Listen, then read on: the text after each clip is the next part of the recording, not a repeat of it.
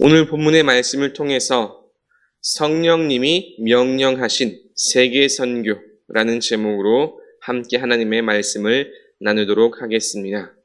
성령님이 명령하신 세계 선교라는 제목입니다. 말씀을 나누기에 앞서서 청년교회를 대신하여 감사의 인사로 오늘 말씀을 시작하고자 합니다. 주사랑교회 간절한 소망과 기대, 또 뜨거운 기도와 후원의 덕분에 청년교회가 튀르키예, 그리스 단기 선교를 무사히 다녀올 수 있었습니다. 모든 것이 하나님의 은혜이자 또 더불어 주사랑교회 기도와 또 후원 덕분이라고 생각합니다. 다음 세대의 청년들을 대신해서 정말로 큰 감사를 드립니다. 이번 성지순례를 통해서 청년들이 참 많은 것들을 보고 또 듣고 느낄 수 있었습니다.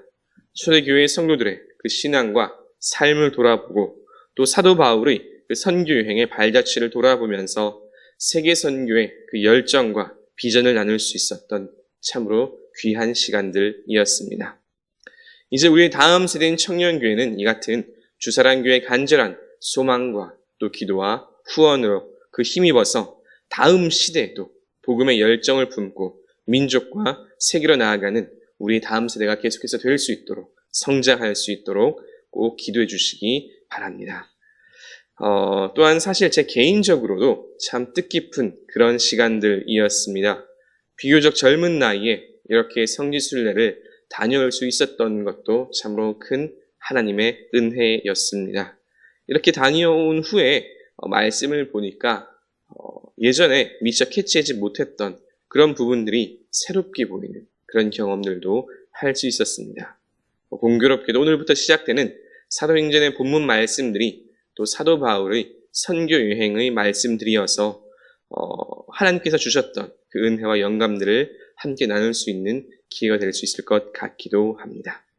방금 말씀드린 대로 사도행전 13장부터는 이제 본격적으로 사도 바울의 선교 여행이 시작되는 그런 본문입니다. 이전의 12장까지는 예루살렘 교회의 소동과 또 당했던 그 환난을 중심으로 말씀이 진행되었다면 13장부터는 조금 다른 분위기로 전환이 됩니다. 새롭게 세계 선교가 시작되기 때문입니다. 그래서 어떤 면에서는 이 사도행전 12장과 13장의 전환이 많은 학자들의 연구 주제가 되기도 합니다. 주요 주제들은 어떻게 환난으로 고생 가운데 있었던 당시 교회들이 이렇게 분위기가 전환되어서 세계 선교를 나갈 수 있을까 하는 그런 점들이지요. 그런 힘과 여력이 그렇게 고통받던 예루살렘 교회를 비롯한 초대교회들, 그들에게서 어떻게 그런 힘과 여력이 나타날 수 있었던가 하는 그런 점들입니다. 여러분들도 궁금하지 않으십니까? 오늘 본문의 말씀은 이와 같은 질문에 대해서 아주 핵심을 분명하게 대답해주는, 알려주는 그런 본문이기도 합니다. 오늘 말씀을 통해서 어떻게 이 초대교회가 세계 선교를 감당하고 또 사도 바울과 같은 선교사를 파송할 수 있었는지 함께 나누어 보도록 하겠습니다. 안디옥 초대교회는 어떻게 그 세계 선교를 시작하고 또 사도 바울 등의 선교사들을 파송할 수 있었을까요? 그 핵심의 대답은 사실 오늘 함께 읽었던 이 핵심 요절에 다 담겨 있겠습니다. 함께 이 요절인 2절과 3절을 다시 한번 우리 한 목소리로 한번 읽어보도록 하겠습니다. 시작. 주를 섬겨 금식할 때에 성령이 이르시되 내가 불러 시키는 일을 위하여 바나바와 사울을 따로 세우라 하시니 이에 금식하며 기도하고 두 사람에게 안수하여 보내니라. 아멘. 성령이 이르시되 내가 불러 시키는 일을 위하여 바나바와 사울을 따로 세우라 하셨습니다. 안디옥 교회는 어떻게 바나바와 사울을 선교사로 파송할 수 있었습니까? 근본적으로 볼 때 그것은 그 안디옥 교회가 파송한 것이 아니지요. 성령이 이르시되 성령께서 말씀하신 것이고 내가 불러 시키는 일, 즉 성령님의 사역, 그 세계 선교를 직접 명령하신 것입니다. 즉 안디옥 교회의 선교는 성령님께서 주도하시고 인도하신, 명령하신 성령님의 사역이었다는 점입니다. 이것이 안디옥 교회 그들이 능히 세계 선교의 사역을 감당할 수 있었던 이유고 더불어 선교사들을 파송할 수 있었던 힘이었습니다. 우리 그리스도인들이 항상 기억하고 명심해야 하는 일이 있습니다. 그것은 선교는 성령 하나님의 명령이라는 점입니다. 우리 한번 따라해 보겠습니다. 세계 선교는 하나님의 명령입니다. 그렇습니다. 선교는 하나님의 명령입니다. 아시지요? 명령은 해도 되고 안 해도 되는 그런 것이 아닙니다. 명령은 반드시 해야 하는 것입니다. 선교가 성령 하나님의 명령이라면 당연히 우리 그리스도인들은 이 선교에 적극적으로 참여하고 또 온 힘을 기울여야 합니다. 청년교회가 튀르키예, 그리스의 단기 선교를 준비할 때에 목사님께서 이것은 성지순례가 아니라 단기 선교입니다 라고 말씀하셨을 때 지금 와서 생각해 보면 그 말씀이 참으로 맞는 말씀이었습니다. 아직도 복음이 온전히 전파되지 않은 그 터키 땅으로 가는 것은 말 그대로 선교이지요. 그리고 그렇게 복음이 필요한 곳으로 가는 것은 응당 반드시 행해야 하는 하나님의 선교 명령이었습니다. 선교가 하나님의 명령이라는 이 말씀을 반대로 하면 그리스도인으로서 선교에 적극적으로 임하지 않는다면, 나아가 방해하거나 회방한다면 그것은 성령 하나님의 명령을 거스르는 일이 될 수도 있는 것입니다. 참으로 무서운 말씀이기도 하지요. 만약 우리가 교회라는 이름으로 모여서 선교하지 않는다면, 선교에 그 힘을 기울이지 않는다면 그것은 더 이상 교회라는 이름으로 불릴 수 없기도 합니다. 불릴 수 없습니다. 그것은 그저 세상의 무수한 동호회 같은 것들이나 다름없어지겠지요. 오늘날 한국 교회를 보면 힘들다는 이유로 가장 먼저 줄이는 예산이 이 선교 관련 예산이기도 하지요. 그러나 이것은 교회의 본질을 거스른 것이나 다름없습니다. 만약 교회가 어렵다고 선교 예산을 줄이고 이 선교에 힘을 쓰지 않는다면 그 교회는 그렇게 결국 자연스럽게 말라 죽고 없어지고 말 것입니다. 그러나 반대로 아무리 힘들고 어려워도 이 성령 하나님의 명령에 순종하여 선교하는 일에 온 힘을 기울인다면 그 교회는 아무리 힘들고 어려운 그 순간에도 결국 다시 일어나고 부흥할 수밖에 없습니다. 왜 그렇습니까? 그 교회는 하나님의 그 선교 명령에 온전히 순종하였기 때문입니다. 하나님께서 하나님의 선교를 위해서 그 교회를 사용하셔야 하기 때문에 그 교회는 아무리 힘들고 어렵더라도 다시 일어설 것입니다. 그 교회가 바로 우리 주사랑교회가 되길 주님의 이름으로 축원합니다. 교회는 예수 그리스도께서 피로 세우신 공동체입니다. 왜 그렇게 예수님께서 목숨을 걸고 이 땅에 교회를 세우셨을까요? 그것은 복음을 전하라는 이 사명을 주시기 위해서입니다. 복음 전파의 명령을 내리기 위해서이지요. 그렇게 교회의 본질, 교회의 필수적인 기능에는 반드시 선교가 있습니다. 예배도 중요하고 교육도 중요하고 구제 나눔 교제도 다 중요합니다. 그러나 그 모든 것과 더불어 선교는 절대로 빠질 수 없는 교회의 가장 핵심적인 가치입니다. 오늘 말씀을 보면 하나님께서 선교 명령을 내리신 곳이 있습니다. 어디입니까? 바로 안디옥 교회입니다. 성령 하나님께서 선교 사역을 하실 때 이 위대한 명령을 위임하신 공동체가 바로 교회이지요. 선교가 근본적으로는 성령 하나님의 사역이며 성령께서 주도하시고 인도하시는 사역이지만 이 사역을 위해서 사용하는 그리고 그 명령을 수행하는 이 땅의 공동체는 바로 교회입니다. 우리 한번 따라해 보겠습니다. 선교의 명령을 감당하는 곳은 교회입니다. 그렇습니다. 성령 하나님의 그 선교의 명령을 감당하는 곳은 다름 아닌 바로 교회입니다.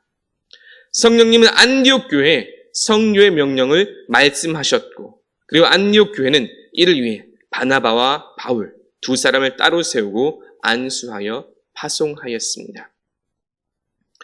저는 우리 주사랑 교회를 생각할 때에 이와 같은 하나님의 명령을 참 잘 수행하고 감당하는 그런 교회라는 생각이 자주 듭니다.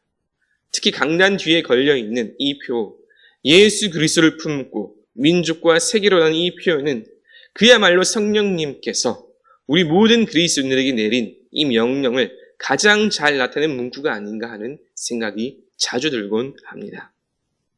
하나님은 이 세계 선교의 명령을 이 땅의 교회들에게 내리셨습니다. 그렇게 선교의 명령을 위임받은 교회가 반드시 해야 할 일은 바로 사람을 세우고 안수하고 파송하는 일입니다. 예수 그리스도를 가슴에 품은 그들을 민족과 세계로 보내는 일입니다.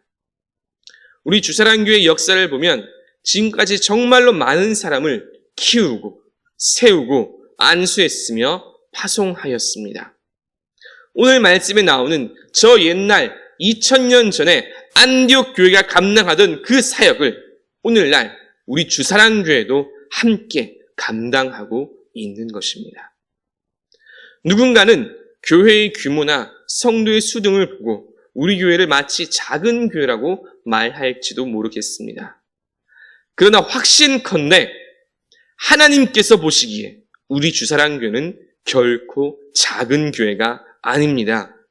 하나님께서 가장 기뻐하시는 일, 가장 귀하게 여기시는 일, 선교의 명령을 감당하기 위해서 수많은 사람을 키우고 세우고 안수하고 파송하는 이 일에 온 힘을 기울인 교회가 바로 우리 주사랑 교회이기 때문입니다.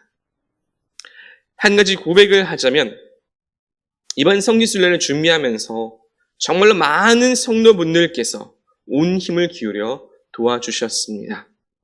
100만 원, 200만 원, 300만 원씩 도와주신 분들도 계시고 또 5만 원, 10만 원씩 십시일반으로 정말로 수많은 분들이 성도님들께서 온 힘을 기울여서 이 성지순례 단기선교에 힘을 모아주셨습니다.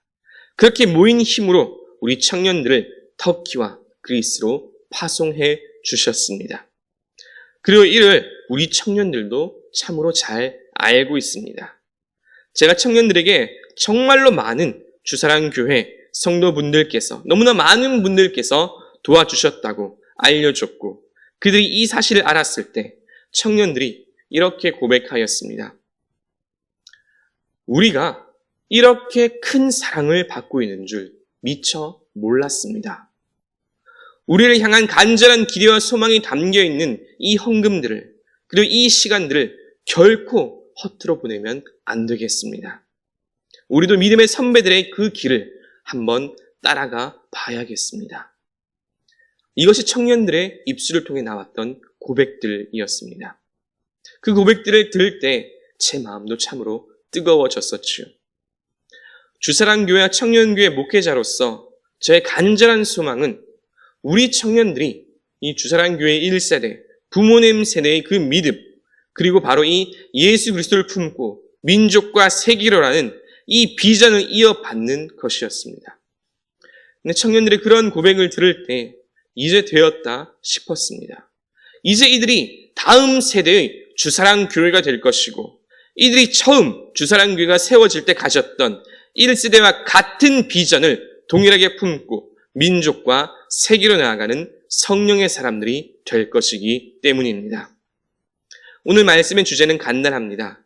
선교는 성령 하나님의 명령이며 그 명령을 주신 곳은 다름 아닌 교회라는 것입니다.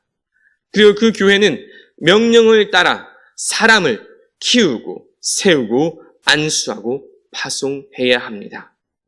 이와 같은 주님의 명령에 순종하여 세계 선교와 하나님의 일에 동참하시는 저와 여러분 되시길 주님의 이름으로 축원합니다. 아멘. 말씀을 생각하시면서 우리 박수 치시면서 찬송가 505장 함께 찬양하시겠습니다.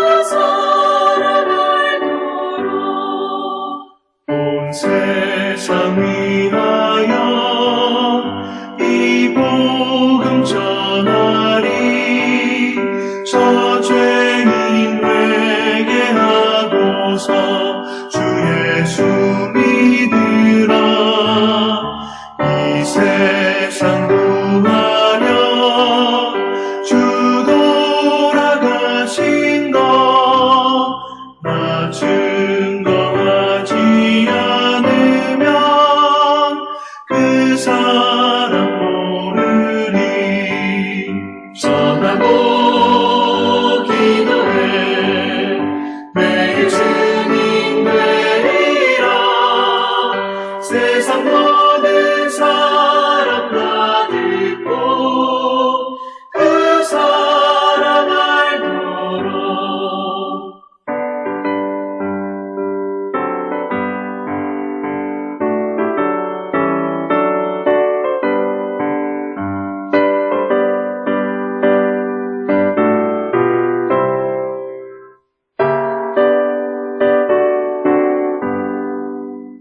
온 세상 위하여 주 은혜 입으니 주 예수 이름 힘입어 이 복음 전하자 먼 곳에 나가서 전하지 못해도 나 어느 곳에 있든지 늘 기도 힘쓰리 전하고 대결이 매일 증인 되리라 세상 모든 사람 다 듣고 그 사람 알도록 이제는 우리를 구원하신 예수 그리스도의 은혜와 아버지 하나님의 그 크신 사랑과 언제나 우리와 동행하시며 인도하시는 성령 하나님의 교통하심이 성령 하나님의 그 명령에 순종하여 복음 전파에 선교하는 일에 온 힘을 기울이기를 다짐하고 결단하는 모든 주의 자녀들과 그 삶 위에 이제로부터 영원토록 함께 하시기를 간절히 축원하옵나이다. 아멘.